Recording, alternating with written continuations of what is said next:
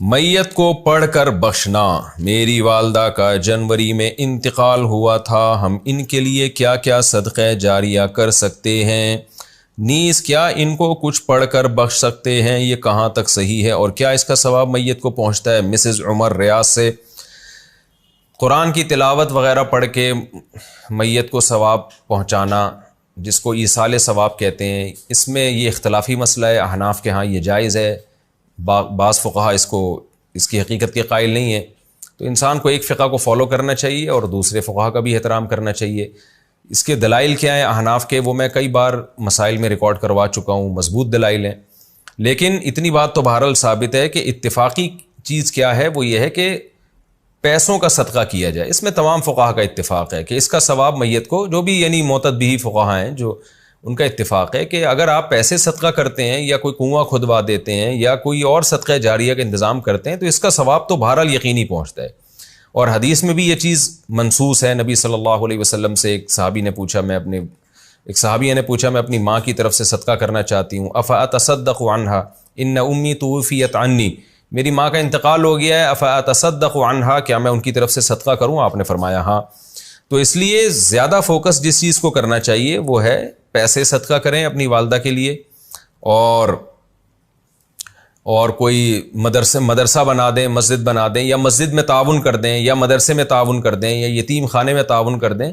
اس طرح سے کوئی بھی صدقہ جاریہ ہو یا ویسے ہی کوئی صدقہ کسی غریب کی مدد، اور دل میں نیت کر لیں کہ اس کا ثواب میری والدہ کو پہنچے، تو یہ انشاءاللہ آپ کی والدہ کو ثواب پہنچے گا۔ میں بھی دل سے دعا کرتا ہوں اللہ تعالیٰ آپ کی والدہ کی مغفرت فرمائے اور ان کے درجات کو بلند کرے۔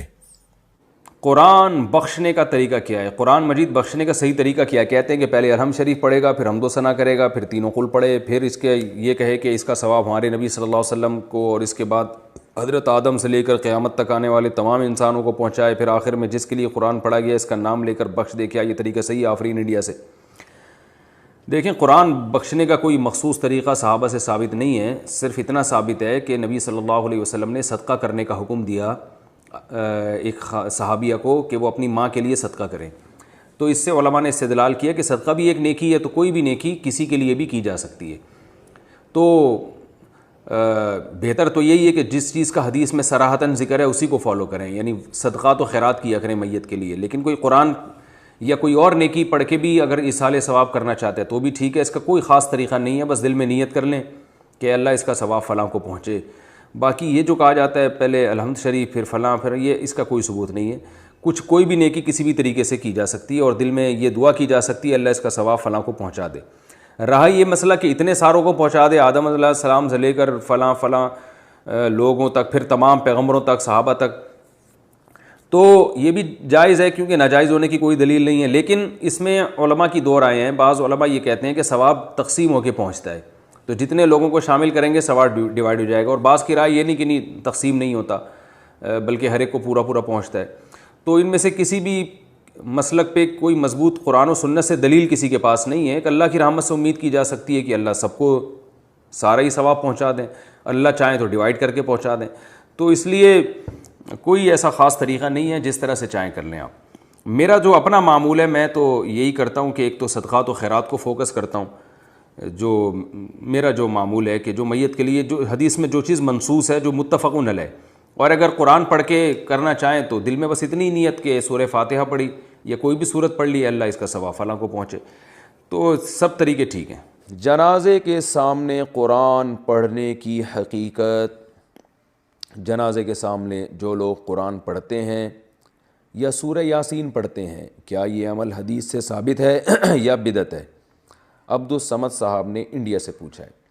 جنازے کے سامنے اسپیشل جنازے کی وجہ سے قرآن پڑھنا یا سورہ یاسین پڑھنا، میرے علم میں ایسی کوئی حدیث نہیں ہے۔ تو اور جب تک جنازے کو نہلایا نہ گیا ہو تو اس کے سامنے تلاوت کرنے کو فقہا نے غلط لکھا ہے، ناجائز لکھا ہے۔ تو جب تک جنازے کو نہلایا نہ جائے تو پھر نہلانے کے بعد آپ اس کے سامنے قرآن پڑھ سکتے ہیں، لیکن کوئی سنت عمل نہیں ہے۔ ہوتا یہ ہے کہ جب جنازے کو نہلا کے لایا جاتا ہے، گھر میں رکھا جاتا ہے، تو جب تک یعنی نماز جنازہ کے لیے لوگ جمع نہیں ہوتے، میت کو گھر میں رکھا جاتا ہے، تو اس دوران علماء یہ کہتے ہیں کہ اس کے پاس بیٹھ کے قرآن کی تلاوت کریں۔ وہ اس لیے کہتے ہیں کہ ورنہ اگر تلاوت نہیں کریں گے تو ادھر ادھر کی فضول باتیں کرنا شروع کر دیں گے، لوگ غیبتیں بھی شروع کر دیتے ہیں۔ اب جنازہ رکھا ہوا ہے تو بہتر ہے نا کہ اللہ کو یاد کیا جائے, اللہ کا ذکر کیا جائے, آخرت کی یاد کو تازہ کیا جائے. تو علماء اس لیے کہتے ہیں کہ وہاں بیٹھ کے قرآن پڑھ لو یا سورہ اخلاص پڑھ لو, سورہ یاسین پڑھ لو, کوئی بھی سورت پڑھ لو, تاکہ آپ فضول چیزوں میں اپنا ٹائم برباد نہ کریں. اس وجہ سے کہا جاتا ہے. اور اس میں پھر جنازے کی, میت کے ایصال ثواب کی نیت بھی کی جا سکتی ہے, کیونکہ اس میں بہرحال فقہا کا اختلاف ہے کہ میت کے لیے قرآن پڑھنا جائز ہے یا نہیں ہے. اور صدقے کے بارے میں تو ہمیں حدیث ملتی ہے کہ آپ صلی اللہ علیہ وسلم سے صحابیہ نے پوچھا فاتصدق عنہا, میری ماں کا انتقال ہو گیا, میں صدقہ کروں؟ آپ نے فرمایا ہاں. تو جمہور علماء نے اس سے استدلال کیا کہ جب صدقہ بھی ایک نیکی ہے تو وہ نیکی پہنچائی جا سکتی ہے میت کو, تو اس میں ایک علامت بیان کی ہے کہ کوئی بھی نیک عمل پہنچایا جا سکتا ہے, تو قرآن کی تلاوت بھی نیک عمل ہے. بعض فقہا کہتے ہیں کہ نہیں, صدقہ تو جائز ہے کیونکہ حدیث میں صدقے کا ذکر ہے, تلاوت کا ذکر نہیں ہے, لہذا تلاوت جائز نہیں. تو اختلاف رائے ہے اس میں. بر صغیر میں چونکہ فقہ حنفی کو فالو کیا جاتا ہے, اور میری رائے میں فقہ حنفی کی دلیل بہت مضبوط ہے, کیونکہ احادیث میں آپ صلی اللہ علیہ وسلم نے ہمیشہ اصول یہ رہا ہے کہ جزئیے کے ضمن میں کلیات سکھائے جاتے ہیں. جیسے قرآن میں آتا ہے نا لا تقل لہما اف, ماں باپ کو اف مت کرو, تو یہ ایک مثال ہے, مطلب یہ کہ تکلیف نہ دو.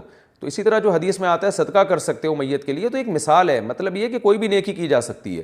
اور دوسری بات یہ کہ حنفیہ کا جو قول ہے نا اس میں ذرا وسعت زیادہ ہے, اللہ کی رحمت کو آپ پھیلا دیتے ہیں کہ بھئی اگر میت کے لیے تلاوت بھی جائز ہونے کا ہم فتویٰ دیں گے تو اس سے اس بہانے لوگ تلاوت کریں گے, ثواب حاصل کریں گے, اور اللہ سے امید ہے کہ اللہ اس میت کو اس ثواب پہنچائے گا, تو اچھا ہے نا, اللہ کی رحمت سے اچھی امیدیں لگائیں.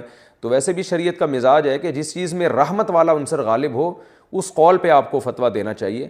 یہ ہماری رائے ہے. اگر کوئی اس سے اختلاف کرتا ہے تو وہ اس کا اپنا مسئلہ ہے. تو اس لیے جنازے کے پاس قرآن پڑھنا الگ سے کوئی اس کی فضیلت ہمارے علم میں نہیں ہے حدیث میں, لیکن کہا اس لیے جاتا ہے کہ وہاں بیٹھ کے ادھر ادھر کی باتیں کرنے سے بہتر ہے کہ آپ قرآن پڑھ لیں. البتہ قرآن خوانی میت کے لیے یہ جائز نہیں ہے, کیونکہ قرآن خوانی کو کہتے ہیں کہ لوگوں کو قرآن پڑھنے کے لیے جمع کرنا. تو قرآن پڑھنے کے لیے جو جمع ہے نا, تو اجتماعی عمل کے لیے ثبوت ضروری ہے, یہ خوب ذہن میں رکھیں. جیسے آپ اپنے طور پر 2 نفل کبھی بھی پڑھ لیں جائز ہے, لیکن اگر آپ لاؤڈ سپیکر میں اعلان کرتے ہو یا کارڈ چھپواتے ہو یا منادی کراتے ہو آؤ میں اشراق کے 2 نوافل پڑھ رہا ہوں, تمام حضرات سے گزارش ہے کہ مسجد میں آ جائیں, اب یہ اجتماعی عمل بن گیا, یہ بدعت ہو جائے گا. تو اجتماع کے لیے آپ کو دلیل کی ضرورت ہے.